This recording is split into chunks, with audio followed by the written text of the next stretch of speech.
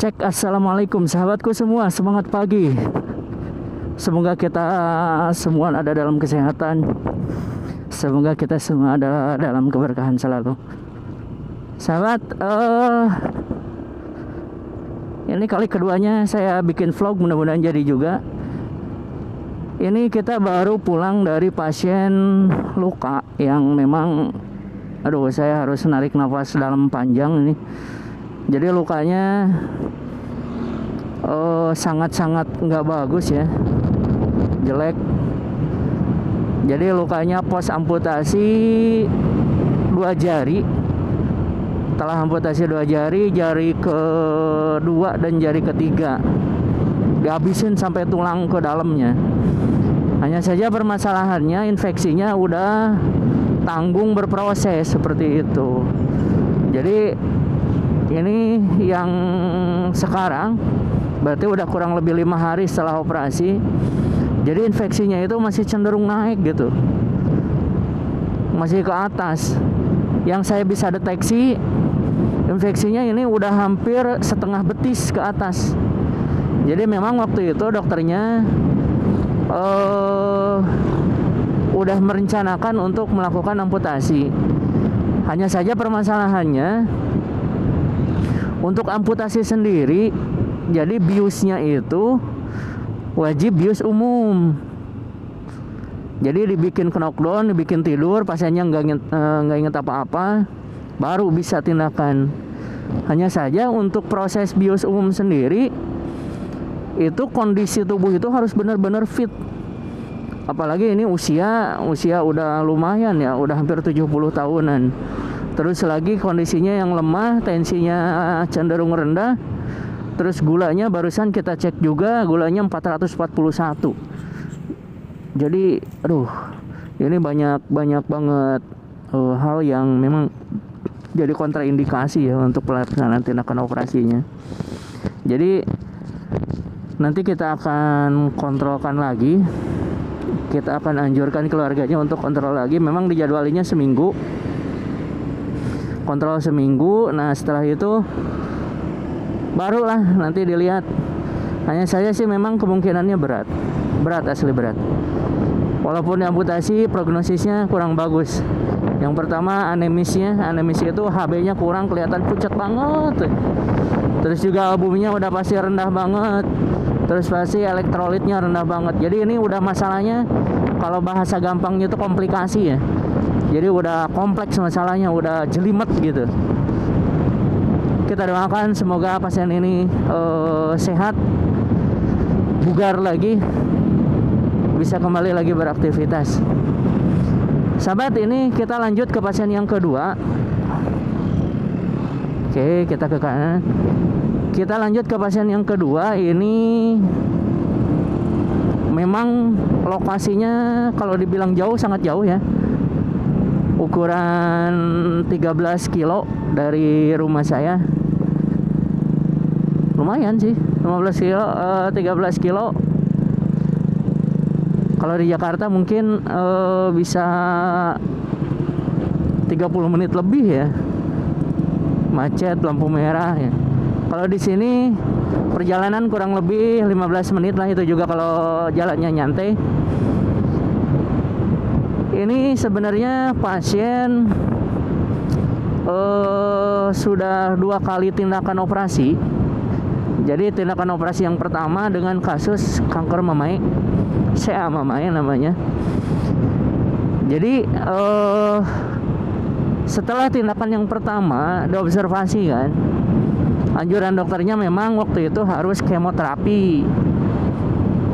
Cuman dengan beberapa pertimbangan keluarganya katanya minta untuk tindakan kemonya minta ditunda dulu seperti itu. Ya akhirnya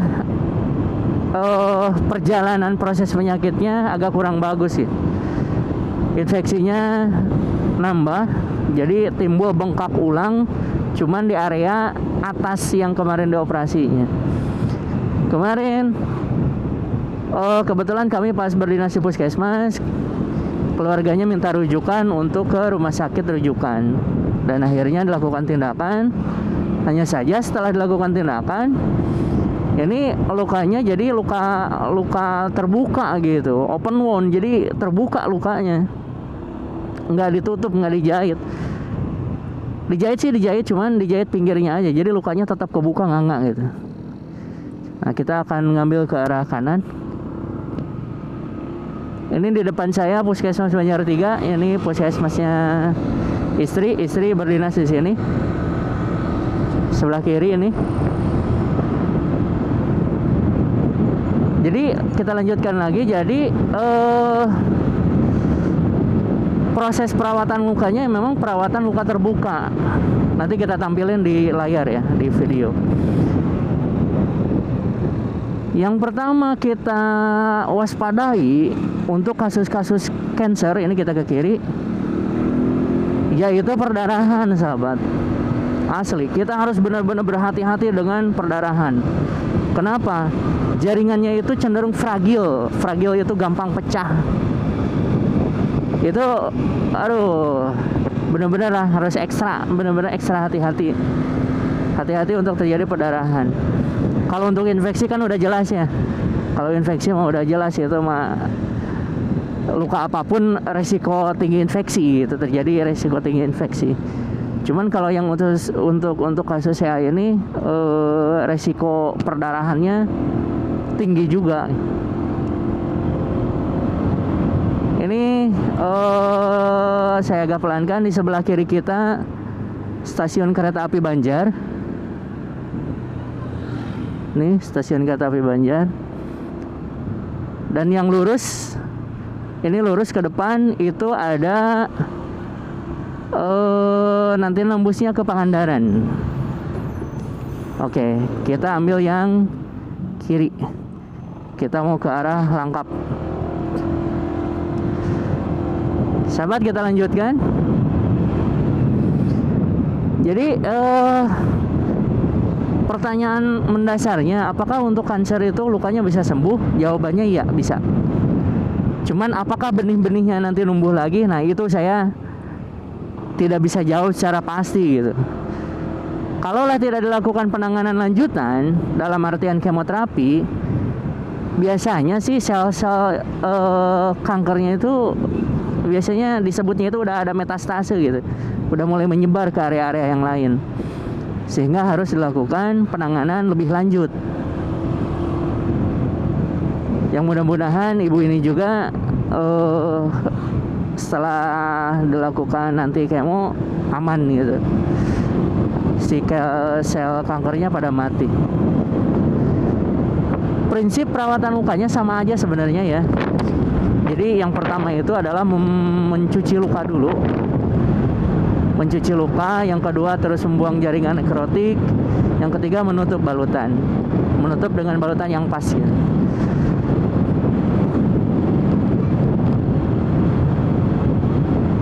Ini treknya lurus, cuman yang memang agak bumpy ya, agak enggak rata banget gitu. Tapi overall ini enak banget, jalan terenak ini. Apalagi kalau pagi gitu masih belum terlalu banyak kendaraan. Wih, lari terus di sini kita. Speed 80, 90, kadang ya gitulah. Apalagi kalau buru-buru ngabsen gitu, ngejarnya ke sana. Oh, ini lurus banget. Sahabat, di sini udaranya, anginnya masih khas perdesaan. Jadi masih ada angin-angin sejuknya. Enak. Di sebelah kiri kita ini ada jalur kereta api nembus sampai ke Jawa Timur.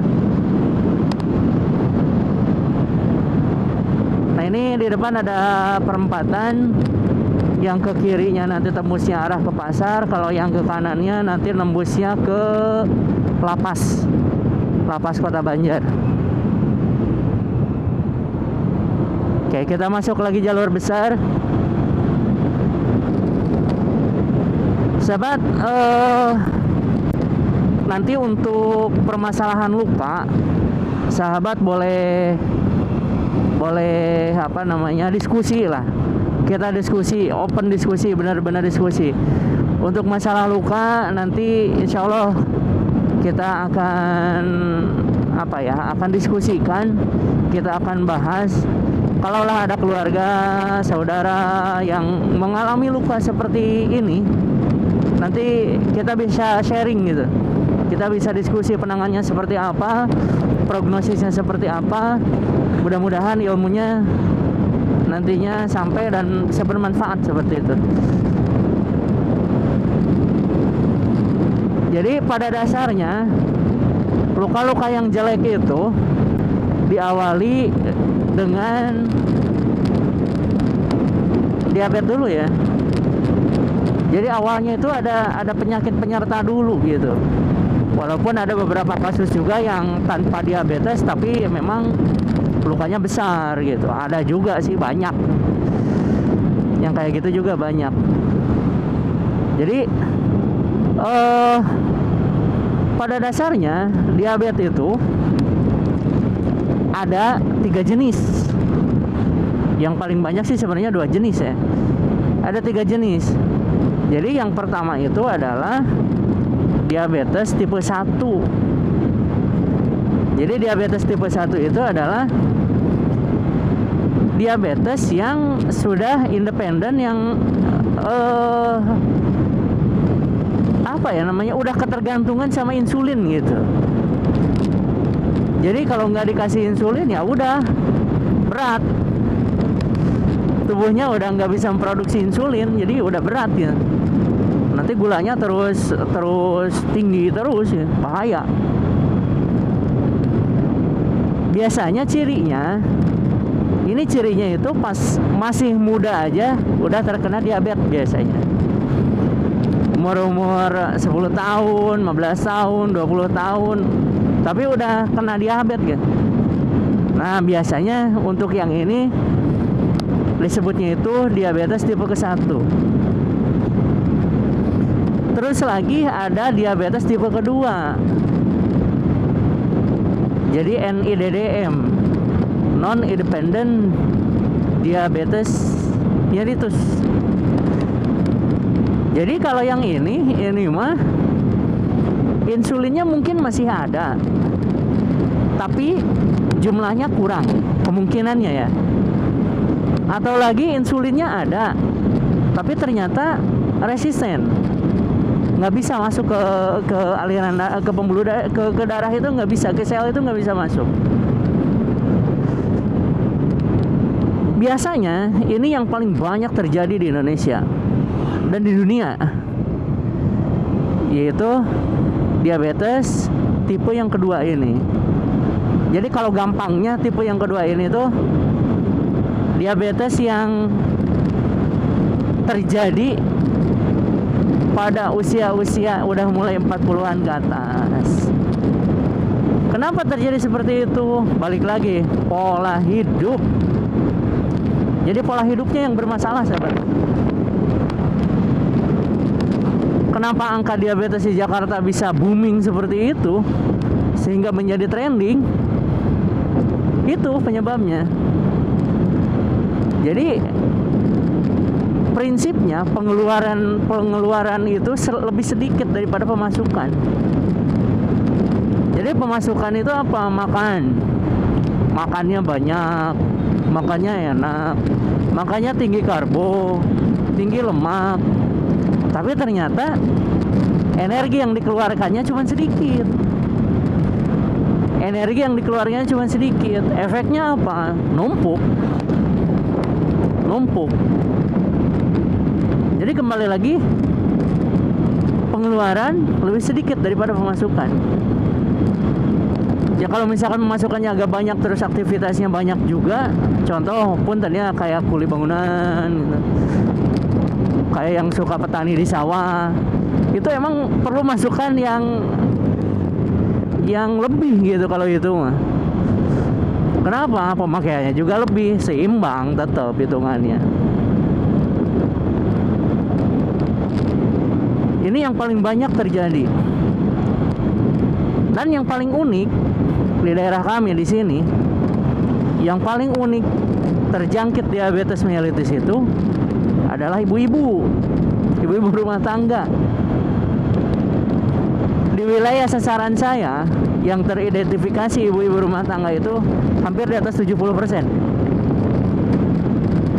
yang teridentifikasi diabetes mellitus. Kita kaji keluarganya, ada riwayat? Enggak ada riwayat. Kenapa seperti itu? Diabetes itu adalah salah satu penyakit yang diturunkan genetik selain hipertensi. Pas dikaji nggak ada. Oke, berarti ini ada sesuatu yang salah dengan polanya. Kita tanya, ibu, kalau udah beres-beres rumah jam 7, jam 8, itu kerjanya apa? Kita pancing pertanyaan seperti itu. Ya kata beliau, ya kadang kita santai mas, kita nonton TV. Ketiduran nggak? Ya gitulah, udah santai, apalagi nggak ada yang dikerjain. Misalkan anak udah berangkat ke sekolah, ya gitu, belas saya tidur. Ternyata kalorinya nggak kebakar semua, numpuk juga. Sahabat, ini pasar Langkap namanya. Ini area Langkap Lancar, lumayan ramai juga. Pasar Langkap ini masuknya ke Kecamatan Langensari, Kota Banjar. Kita akan ngambil arah ke kiri.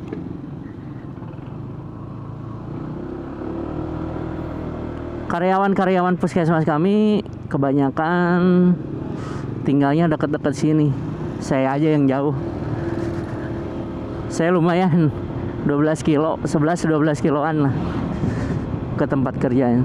Kalau yang lain ya timbang semenit juga nyampe gitu. Rumahnya pada dekat sini sih. Nah ini Pak Hilman sebelah sini, sebelah kiri ada Bu Nining, pada deketan sini semua. Nah di sini ada jalur irigasi juga yang memang apa ya, untuk suplai air kayaknya nggak terlalu susah. Oke, kita lurus. Kita sudah mulai dekat, udah mau nyampe. Oke, lanjut lagi sahabat. Yang ketiga, itu yang pertama adalah diabetes tipe 1, tipe 2. Nah kalau yang tipe 2 ini biasanya untuk pengobatannya nggak langsung mainan insulin sahabat. Jadi yang tipe 2 ini mainannya yang pertama didahulukan adalah pola hidupnya dulu. Kalau yang tadinya pola hidupnya makannya karbonya terlalu tinggi, dirubah, karbonya dikurangin, diperbanyak serat, perbanyak buah-buahan. Atau yang tadinya olahraganya kurang atau bahkan tidak ada, nah ini ada judulnya kurang aktivitas, kurang olahraga. Nah ini diperbaiki, olahraganya harus diadain, aktivitasnya mulai ditingkatin. Terus juga kalau misalkan stres banyak pikiran, ya stres makan setiap orang juga pastilah banyak pikiran. Tinggal bagaimana kitanya aja yang mengelolanya. Kalau kelola stresnya bagus, ya biasanya aman-aman aja. Kalau misalkan ininya bermasalah, nah diperbaiki. Seperti itu. Jadi pola-polanya dulu yang diperbaiki.